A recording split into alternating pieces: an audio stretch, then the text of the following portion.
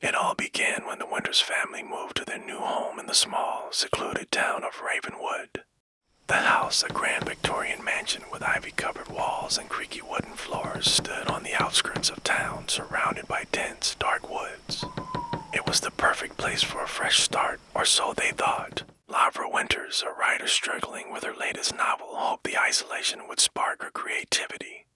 Her husband, David, a history professor, was fascinated by the house's rich history. Their teenage daughter, Emily, wasn't thrilled about leaving her friends behind, but found solace in the house's mysterious charm. First night in the new house was uneventful. They unpacked boxes, explored the sprawling rooms, and settled into their new lives. As Lavra drifted off to sleep, she couldn't shake the feeling that they weren't alone. It started with whispers, faint and unintelligible, echoing through the halls late at night. Lavra dismissed them as the house settling, but Emily wasn't so sure. One night, unable to sleep, she ventured into the hallway, following the whispers. They led her to the attic, a place she hadn't yet explored. The attic was filled with old furniture, dusty trunks, and forgotten relics from the past. In the corner, she found an old, ornate mirror covered with a dusty sheet. As she uncovered it, she saw her reflection, but something was off. The shadows in the mirror seemed to move on their own, whispering her name. Terrified, Emily fled back to her room. She tried to tell her parents, but they dismissed her claims as dreams or an overactive imagination. But Lavra couldn't ignore the change in her daughter's behavior. Emily became withdrawn, her once bright eyes now haunted by something unseen. Determined to get to the bottom of the mystery, Lavra began researching the house's history. She discovered that the mansion once belonged to the Blackwood family, a wealthy but reclusive family that vanished without a trace in the late 1800s. Rumors of dark rituals and ghostly apparitions surrounded their disappearance. David was skeptical, but his curiosity got the better of him. He delved into the town archives, uncovering old newspaper clippings and journal entries. An entry written by a local priest spoke of whispering shadows and a cursed mirror that trapped the souls of the Blackwood family. As Lavra and David pieced together the history, the whispers grew louder, more insistent. Emily's condition worsened, and she began seeing ghostly figures out of the corner of her eye. Lavra knew they had to act fast before they lost their daughter to the malevolent force haunting their home.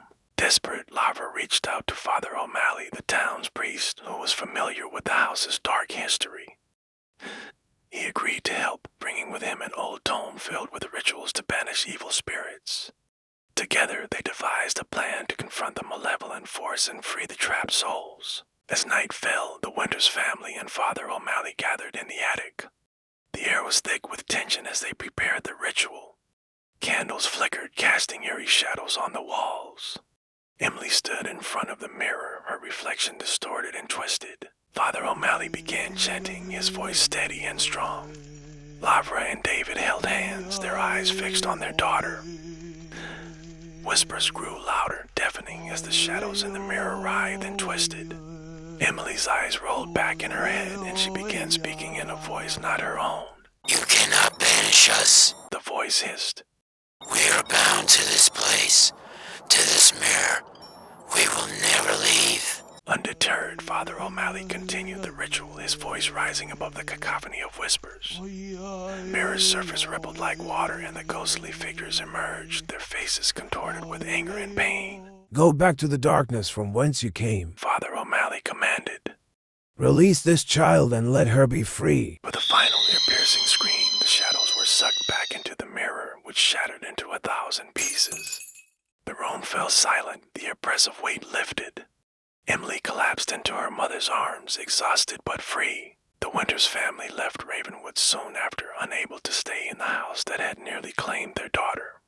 They moved to a small, sunny town far away, hoping to start anew. But the memory of the whispering shadows haunted them. Laura's writing flourished, fueled by the horror they had escaped.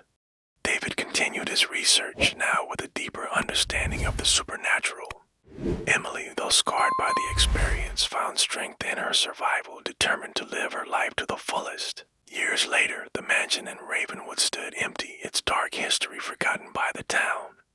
But on quiet nights, when the moon hung low in the sky, whispers could still be heard in the attic, echoing through the halls, a reminder of the shadows that once haunted the house. And so, the legend of the whispering shadows lived on, a chilling tale passed down through generations, a warning to those who dared to disturb the restless spirits of the past. In a small antique shop on the other side of the country, an old ornate mirror sat in the corner, covered in a dusty sheet. The shopkeeper, unaware of its dark history, placed it on display. As the first customer approached, the shadows within the mirror began to whisper once more, waiting for their next victim. The cycle continued, the curse of the whispering shadows never truly broken, forever haunting those who crossed its path.